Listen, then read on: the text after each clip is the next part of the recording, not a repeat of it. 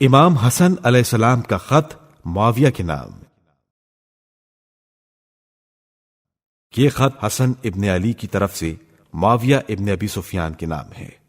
میں اس خدا کی حمد کرتا ہوں جس کے سوا کوئی معبود نہیں، اما بعد خدا نے اپنے حبیب محمد مصطفیٰ صلی اللہ علیہ وآلہ وسلم کو تمام عالموں کے لیے رحمت بنا کر بھیجا اور مومنین پر ان کی وجہ سے احسان کیا۔ خدا نے ان کی مدت حیات کو اس خوبی سے پورا کیا کہ کسی طرح کی کوئی کمی نہ رہی۔ خدا نے ان کی وجہ سے حق کو ظاہر کیا، شرک کو مٹایا اور قریش کو ان کی وجہ سے معزز بنایا۔ جب حضرت رسول اکرم صلی اللہ علیہ وآلہ وسلم نے وفات پائی تو سلطنت میں نزاع واقع ہوا۔ قریش کہتے تھے ہم اس سلطنت کے زیادہ مستحق ہیں کیونکہ ہم حضرت رسول خدا صلی اللہ علیہ وآلہ وسلم کے قبیلے سے ہیں، کسی کو ہم سے اس بارے میں نزاع نہیں کرنا چاہیے۔ عرب نے قریش کے اس قول کو مان لیا اور زمام سلطنت ان کے ہاتھ میں دینا تجویز کر لیا۔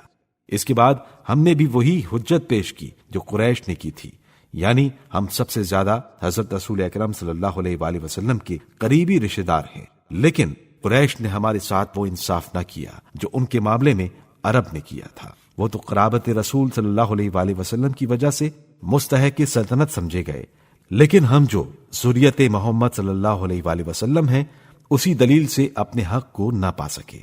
کیا یہی انصاف ہے؟ افسوس ہے کہ انہوں نے ہمارے حق کا قطعاً لحاظ نہ کیا اور سب نے جمع ہو کر اپنا ایک حاکم بنا لیا اور ہمارا حق غصب کر لیا۔ اس کا فیصلہ خدا کے یہاں ہوگا۔ ہم کو تو اس پر بڑا تعجب ہے کہ لوگوں نے ہمارے حق پر اچک اچک کر ہاتھ مارا ہے۔ اگر یہ لوگ صاحب فضیلت ہوتے اور سابق الاسلام کہلانے کی شرم کرتے تو اس بارے میں ہم سے جھگڑا ہی نہ کرتے۔ ان لوگوں سے بھی زیادہ تعجب ہے اے معاویہ تجھ پر، تو کسی طرح اس کا اہل ہے ہی نہیں۔ اسلام میں تجھے کوئی فضیلت حاصل نہیں، تو حرب کا بیٹا ہے، تو بازاری لوگوں میں سے تھا، تو اس شخص کا فرزند ہے جو رسول اللہ کا سب سے بڑا دشمن تھا۔ خدا ہی تجھ سے سمجھے گا اور ان قریب تو دیکھے گا کہ تیرا کیا حشر ہوا اور تجھے اپنی بد کرداری کی ضرور سزا ملے گی۔ معاویہ کے نام خط جب لوگوں نے آپ علیہ السلام کو تنہا چھوڑ دیا۔ اب مجھے حق کے زندہ رہنے اور باطل کے مردہ ہونے سے مایوسی ہو گئی۔ مصیبت اپنی حد کو پہنچ گئی۔ اب میں گوشہ نشین ہوتا ہوں اور امر خلافت سے دستکشی کر کے اس کو تیرے لیے چھوڑے دیتا ہوں۔